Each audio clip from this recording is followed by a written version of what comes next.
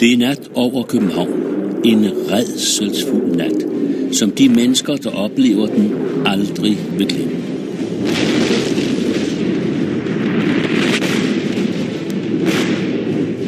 De lysende bomber fløj i deres stødvise fart vislende gennem luften. Blusende brandrør krydsede hinanden og susede ned på alle sider. Alle var i den frygteligste angst og forvirring. Byen brænder til det uhyggelige, dumpe akkompagnement af kanontorden, af bragen og skrig fra sårede og døende mennesker på flugt fra dette øresønderrivende helvede, uhyggeligt makabert.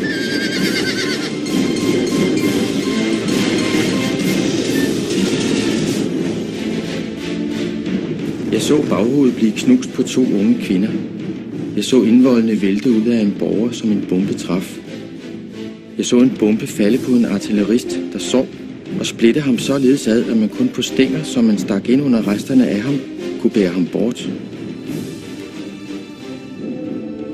Drastiske øjenvidneberetninger fra ganske almindelige københavnere om det inferno, de oplevede under Københavns bombardement. Det er nok sørgeligste, vi har oplevet. 3 rædselsnætter, september 1807.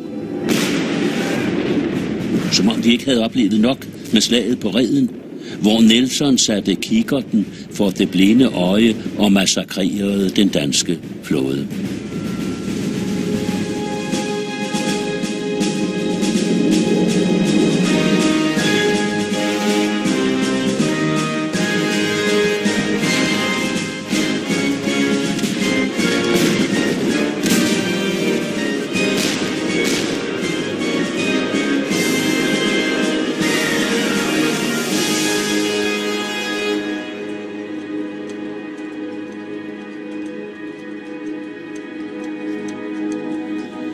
Og nu gentager historien sig. En ny engelsk flåde har her i slutningen af juli 1807 lettet anker nede fra Sydengland, banker sig vej op gennem kanalen, op langs den jyske vestkyst, ned gennem Kattegat, og ombord er der foruden søfolkene tusinder og atter tusinder af soldater, af kanoner, af kugler og raketter, som skal bruges mod København.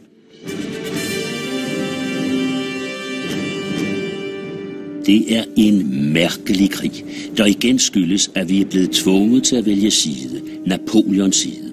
Den franske flåde, massakreret af Nelson ved Trafalgar, og nu frygter englænderne, at Napoleon vil tage vores flåde og benytte den imod dem, altså imod englænderne.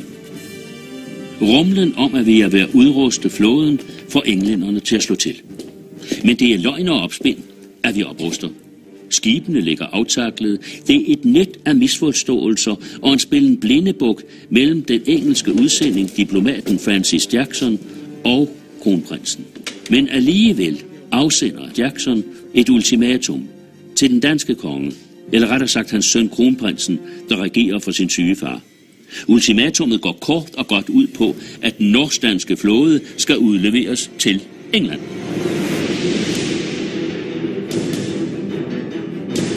Den engelske flåde står Øresund ind den 3. august, og der saluteres herren Hjælpemand fra Kronborg. Skønt vi i virkeligheden har al mulig grund til at frygte det værste, har jo slaget på Reden i bitter erindring. Og nu er de der igen, englænderne. Det spænder selvsagt ikke stille af, da soldater og trods vælter i land her ved Vedbæk. Og forundres dybt, fordi de møder ikke nogen som helst modstand. Der løsnes ikke et skud fra besætningen på et lille fort syd for Skodsborg. Det er ikke så underligt, for besætningen på fortet står forstenede, uden at røre sig. Det er malede træsoldater, en kulisse. Hvad meningen så er med det? Og så bevæger den kæmpe engelske armé sig ind mod København og går bag om byen efter først at have sat sig fast ude ved Vibenshus ved Svanemøllen, okkuperer det kongelige Frederiksberg Slot og har den frækhed at indkvartere sig der. Sådan så de byen fra Frederiksberg. Omhyggeligt, næsten fotografisk nøjagtigt, fastholdt af en engelsk officer. Vi har mere eller mindre vidst, at krigen var på vej. Hvorfor har vi så ikke fået gjort noget ved forsvaret? Nærmest trukket dynen hen over hovedet. Men nu er københavnerne klar over, at der er noget uhyggeligt i vente. Områderne mellem voldene og søerne ryddet, folk tvangsforflyttet fra deres huse, som jævnes med jorden, og alle træer fælles, så fjenden ikke kan rykke frem i dækning af dem. Men krigen koncentrerer sig ikke om hovedstaden alene. Englænderne forsøger sig med en knivtangsmanøvre. Her er vi, populært sagt og lidt tragisk, på Herrens Mark, på Ølby, den flade slette lidt nord for Køge, hvor jeg står med mit enlige gevær og ikke rigtig ved, hvad jeg skal gribe og gøre i. Den samme situation, som den danske her står i. Vi er uforberedt, vi er ikke udrustet til den krig, der allerede er begyndt. Her lørdag den 29. august i blæsevejr, hvor vi møder en stor engelsk hær på 6.000 veltrænede mænd i træskoslaget ved Køge, alene navnet grotesk. Og de englænderne, der stormer frem, de møder en stor hær. 7.500 mand af landeværnet. Danske bønderkale, der har strømmet til i sidste øjeblik, og som egentlig skulle bære denne flotte, prangende uniform, men dem er der ikke nok af. Så de må kæmpe i det, de nu kommer og går i. Uldne kofter, uldne strømper og træsko. Og bestykningen ikke meget bedre. En enkelt deling på 180 mand har 2 af denne slags geværer til at forsvare Danmark med. Og landeværnet smider træskoene for at kunne bene afsted og undslippe dette mareridt. Danske general Kassenskjold rapporterede til sine overordnede. Det er med blusen, jeg må meddele, at de fleste har smidt geværer og munderinger i busk og grøfter, sådan at de har kunnet undvige i bundetrøjen. Det er kort sagt en flok, der er så red, som man kan være. Vi er ikke blevet slået ud, vi er blevet kyst ud. Geværer i grøfterne, træsko sparket af i farten. Det er et smukt syn af en hær på retræte i strømpesokker. 29. august udspilles det sidste blodige kapitel af træskoslaget her i Herfølge, hvor danskerne har barrikaderet sig oppe bag den hvide kirkegårdsmur, og deres general Oxholm er dukket op med landeværnets røde fane for at indgyde sine soldater mod. Og det er så sandelig også påkrævet, fordi der er en overmægtig engelsk angrebsstyrke, der er på vej, og de har lige mistet deres 2 kanoner, fordi apperterne er brudt sammen, og kanonløbene er havnet i 2 landvejsgrøfter, og nu kæmpes der så på flintlåsgeværer anno 1801. Det går drabeligt til, og det er en helt ulige kamp, hvor danskerne er de underlegne. Og kl. 4 om eftermiddagen, så må de give op. Så sender generalen en mand ud med et hvidt lommetørklæde som tegn på overgivelse. Træskoslaget er slut. Det kostede 200 mennesker livet, så 1300 blev taget til fange, og nu skal de dræbtes og begraves i kirkerne her omkring. Og nu strammer situationen sig nervøst inde i hovedstaden, hvor man som en dump rumlen har hørt kampene i Køge fra træskoslaget. Det er morgen, det er den 31. august. Englænderne er den sidste uges tid rykket ind mod danske forposter. De har foretaget flere udfald mod vores på Østerbro, ved Vibenshus, Svanemøllen, Blågård, og nu kommet betænkeligt nær Københavns befæstning.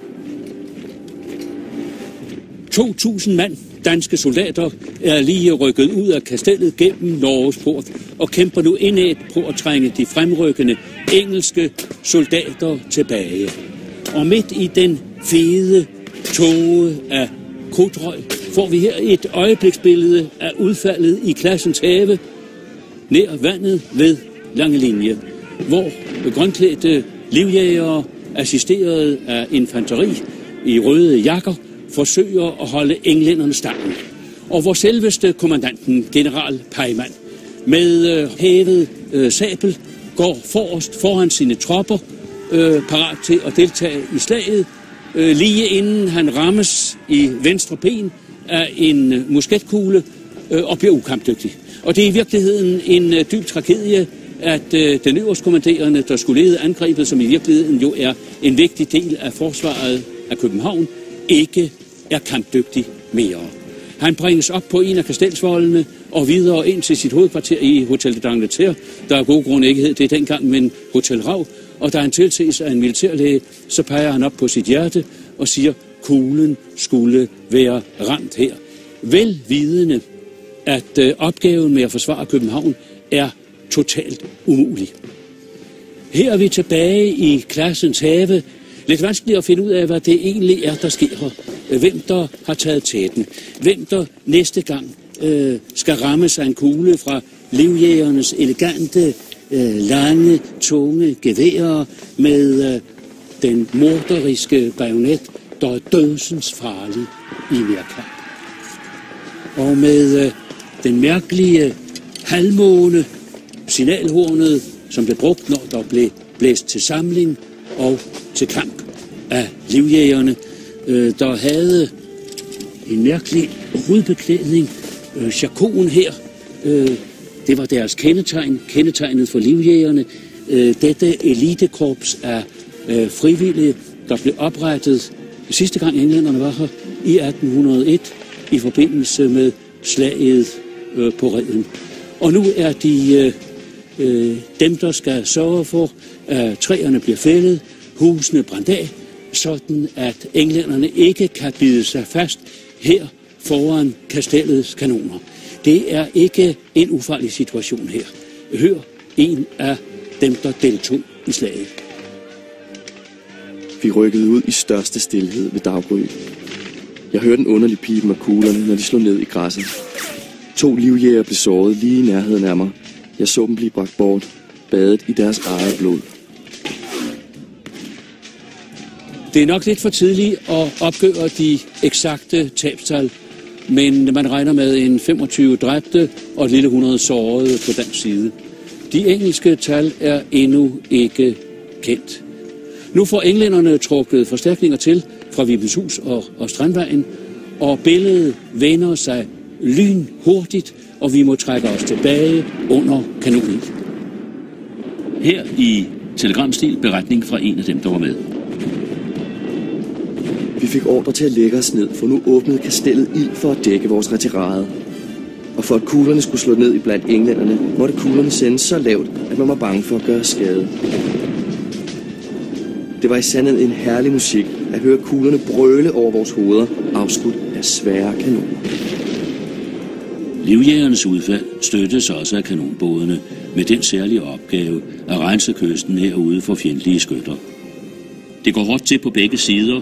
Under udfaldet i Classens Have sænker danske kanonbåde ude i Langelinjebugten en engelsk brik, og bombefartøjet Charles of Kirkcaldy springer i luften med alle mand ombord. Uhyggeligt. Men nu er det jo fjenden, det går ud over, og ikke vores egen. Men trods tab på begge sider er kampen langt fra slut. Som om dette ikke var nok, så bryder den 2. september kl. 7:15 om aftenen et sandt helvede løs over hovedstaden. Det så ud som et festfyrkeri, men er i virkeligheden et terrorbombardement, der dræber, lemlæster ganske almindelige mennesker. Rammer i flæng, gammel og ung, mænd, kvinder og børn. Det er modbydelig terror, når krig er værst.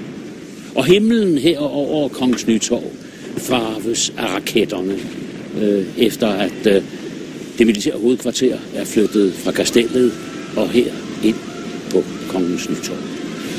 Og forvildede, forfærdede, styrter folk, nærmest flygter folk rundt med alt deres pikpak. københavnerne ved i dette øjeblik ikke, om de overlever dette mareridt.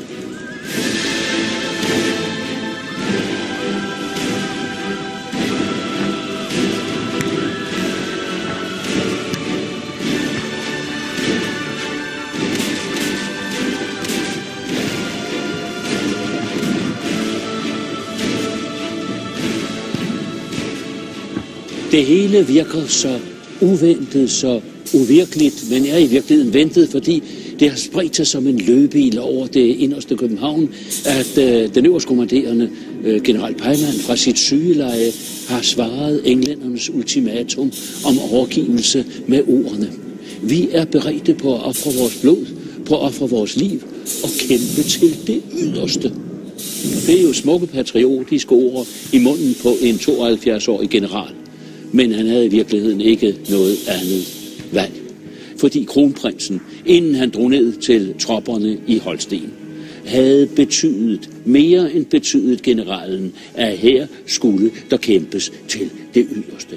Og derfor fortsætter dette sindssyge, blodige mareridt, der virker som et tidligt forspil til terrorbombardementerne under 2. verdenskrig. Det er dødsensfarligt, det her. Bomberne falder spredt her inde i den indre by. Raketterne flænger gennem luften. Man risikerer selv at blive det næste offer. Prøver at søge ly herinde i Bispegården, henne i Nørregade, hvor der lige er faldet 2 kanonkugler, der er blevet slået op igen og boret sig fast i hvælvingen herover. Øjenvidnet er en 33-årig chokeret kvinde, Sofie Talbitzer, men ikke mere chokeret, end at hun siden skrev det hele ned. Ildstråler krydsede hinanden, og der hørtes de frygteligste knald af bomber, raketter og ildkugler, som styrtede ned over det ulykkelige København. Jeg var gået hen til min søster, fru Scheuermann. Mørket tog til, og ilden glimtede mere frygteligt. Skraldene blev heftigere og fulgte hastigere på hinanden. Man råbte brand fra alle hjørner. Med et falder en bombe i min søsters hus. Den springer med et frygteligt skrald i 2. etage. En anden går gennem muren ind til min svogers sovekammer, splinter hans seng, river kakkelovnen over ende og falder derfra ned i stuen, hvor den springer. Et øjeblik efter falder en anden bombe og knuser alle vinduer. Straks efter falder en ildkugle inde hos naboen og tænder ild. Vi hørte skrig af kvæstede. En rædselsfuld nat. Ja, det her, det er ikke blot rædselsfuldt, det er terror af første klasse. Og vi er taget herind i det gamle tøjhus, våbenarsenalet fra Christian IV's tid, for at se, hvad det er for noget fandenskab, englænderne affyrer. Og det er morterer, en slags kanoner af denne her type, som rækker over op til 4 kilometer. Så affyres de ude fra Svanemøllen, så vil de ramme midt ind i byen. Ikke helt sikkert, fordi der er en afvigelse på et par 100 meter, men det er heller ikke nødvendigt, fordi det her, det er et terrorvåben. Og bomberne, fordi der er tale om bomber her, de er hule, de er fyldt med krudt, der er sat en tændprop ned med en krudtstreng i, den anbringes her, og så er der tråde ud, som vil blive antændt, når kanonen affyres, og først når kuglen, kanonbomben, rammer sit mål, så sætter den ild og eksploderer. Og sådan et stykke som det her, hvis det går gennem en husmur, eller falder ned gennem etagerne, så kan man godt forstå, at folk er rædselsslagne. Det her, det er terror af første klasse. Ikke oplevet før i hele Europa. Hvad skal man gøre? Hvad siger myndighederne? De beder københavnerne om hjælp, om selvhjælp. En almindelig bombe er fyldt med krudt og forsynet med et brandrør. Ildes der hastigt til, kan den kvæles ved at kaste et voldt uldtæppe over den, eller tilstrækkeligt med møg eller jord. Der skal jo en vis, næsten dumdristighed til at løbe hen til bomberne og rive brandrørene ud, inden de eksploderer. Men jeg har lært om en modig madame, der nåede at slukke 7 af slagsen, mens andre desværre blev sprængt i luften. Og her ved Københavns bombardement afprøves et nyt hemmeligt våben, og det afprøves af opfinderen selv, den engelske oberst William Congreve, der har konstrueret dette morderiske instrument med en drivladning her i røret, med en fosforblanding herude i spidsen, der når den antændes sender flammer ud, der ikke er til at slukke, og aller yderst en modhage, der borer sig fast i målet. Et frygtet instrument, der er med til at svække københavnernes modstandsevne, modstandsvilje. Først kl. 7 om morgenen ophører bombardementet og raketaffyringerne, og Sofie Talbitzer prøver her at opgøre tabene, der jo går ud over helt uskyldige mennesker. 52 vogne med dræbte og kvæstede var blevet kørt på hospitalet. Blandt dem var der kun 2 mænd. De øvrige var kvinder og børn. Englænderne har satanisk valgt at skyde til måls efter byens symbol. Domkirkens meget, meget høje tårn, der rager op over byens tage, mens bomberne falder spredt, og folk er forfærdede. De søger ly herinde i Rundetårns sneglegang, håber de her er sikre. Rundetårn jo kirketårn til Trinitatis kirke, og oppe midt i sneglegangen, der er der en dør ind til Universitetsbiblioteket, hvor den uvurderlige samling af bøger er opbevaret, og hvor et bombestykke ironisk nok rammer denne bog med den latinske titel Defensa Pacis på dansk Fredens Forsvar. Den tyske St. Petri kirke i Universitetskvarteret rammes af ikke færre end 200 fuldtræffere. Kun et stenkast fra vor frue, der jo brændte helt ned til grunden. Og hårdest rammes gravkapellerne med de åbne begravelser og krypterne med kisterne. Her lå familien Jolin ude fra Frederiksdal, og bomben splittede kisterne, også de nylig begravne. Familien Jolin kom aldrig til at ligge her mere. Nu ligger i stedet familien Schimmelmann, og i den kiste Emilie, der gav navn til Emilie Kilde ude ved Klampenborg. Og nede i krypten, der fandt man en lille kiste med bogstaverne S og B. Man mener, det er de jordiske efterladenskaber af Struensee og Enevold Brandt, der jo blev henrettet ude på Østerfællet og blev sat på hjul og stejle ude på Vesterfællet, og nogen har samlet deres jordiske rester op. Kanonkuglerne hænger ned fra lofterne her i den tyske St. Petri kirke, hvis klokker Jakob Jørgensen de 3 dage, de 3 nætter uophørligt kravler rundt for at se, om der opstår brande på lofterne og oppe i kirketårnet. Han slukker brændene med våde klude, og derfor bevares St. Petri som den ældste kirke her i København.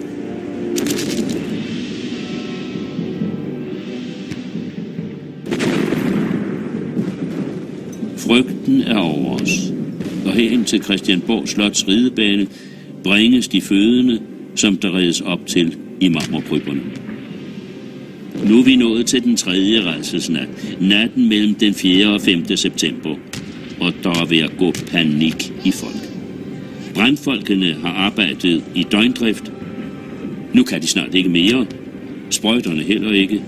De kan ikke komme rundt i gaderne, der flyder med murbrokker og tagsten. Materialet er også ved at bryde sammen, så man flere steder må nøjes med læderbrandspande, der jo i sagens natur ikke forslår ret langt over for en by i flammer. Mange mennesker flygter over til Christianshavn for at undgå bomberne og for at se, om deres nærmeste stadig er i live. Det uhyggelige klimaks, et memento mori, opstår, da en af Congreves raketter borer sig fast oppe i Vor Frue kirkespir.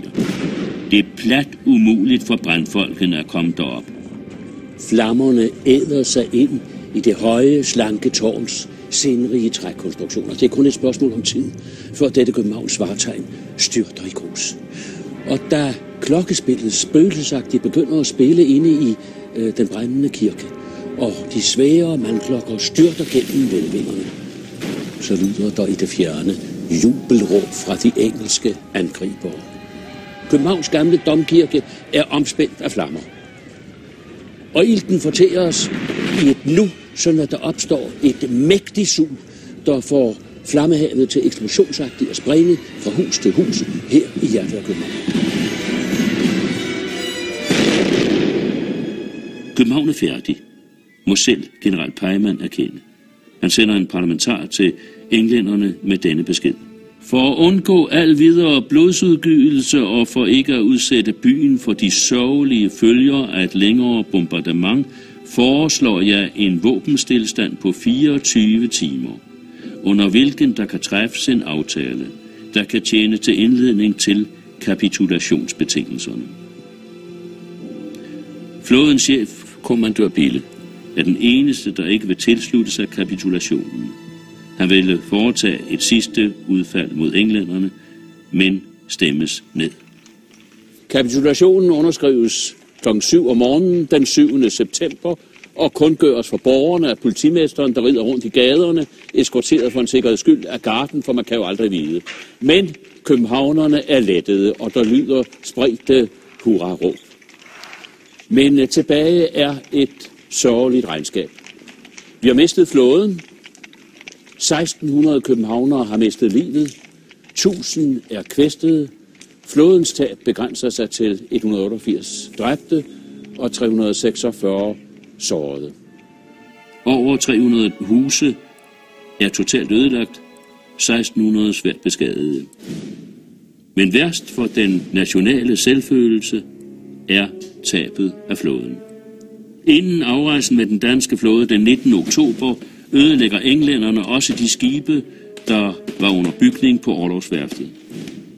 Byttet var 17 linjeskibe, 16 fregatter, 9 brigger, 4 stykpramme, 23 kanonfartøjer. Og for at vi ikke skal bygge nye skibe, konfiskeres tømmer, sejldug, tovværk, ja selv værftsarbejdernes private værktøj. Landets stolthed sejles ydmygende bort under fremmede flag. Men stadig er vi et stort rige, så længe det varer.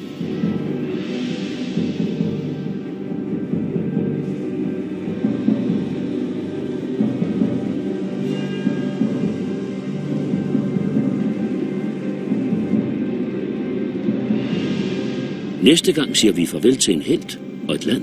Helten er Peter Willemoes, der dræbes ved Sjællands Odde.